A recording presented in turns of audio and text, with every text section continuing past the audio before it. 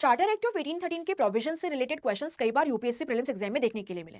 ना अगर आप इसके प्रोविजंस को समझना चाहते हैं, याद रखना चाहते हैं, तो पहले बैकग्राउंड को समझिए।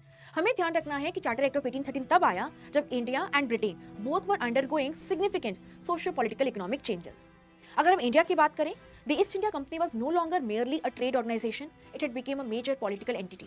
ब्रिटिश इंडियन टेरिटरीज का सिग्निफिकेंट एक्सपांशन हो चुका था और इसी के साथ ब्रिटिश गवर्नमेंट का East India Company and British Indian territories में इंटरेस्ट भी बढ़ चुका था। वे ईस्ट इंडिया कंपनी को कंट्रोल करना चाहते थे।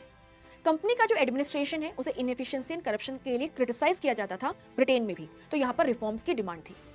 इसके अलावा अगर हम यहाँ पर बात करें तो आप देखेंगे कि ब्रिटेन में इंडस्ट्रियल रिवोल्यूशन जिसकी शुरुआत 1720 1730 में हुई, now it was approaching its peak.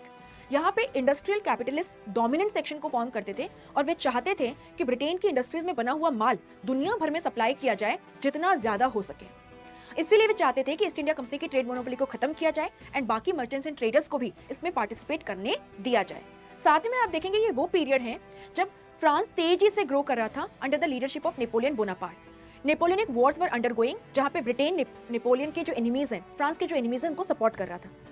यहाँ पे नेपोलियन ने ब्रिटिश इकोनॉमी को हर्ट करने के लिए, ताकि वे इस वॉर से विड्रॉ कर ले प्रेशर में आके, कॉन्टिनेंटल ब्लॉकेट सिस्टम को इंट्रोड्यूस किया, जिसके वाया ब्रिटेन का जो ट्रेड है विद द कॉन्टिनेंटल यूरोप उसके अगेंस्ट एक इकोनॉमिक ब्लॉकेट लगा दिया गया। और इसीलिए जो अफेक्टेड मर्चेंट्स हैं, they wanted that the trade with the east should be opened up. और आप देखिए चार्टर एक्ट ऑफ 1813 के वाया ईस्ट इंडिया कंपनी की जो ट्रेड मोनोपोली है उसे सीवियरली रिस्ट्रिक्ट कर दिया गया था।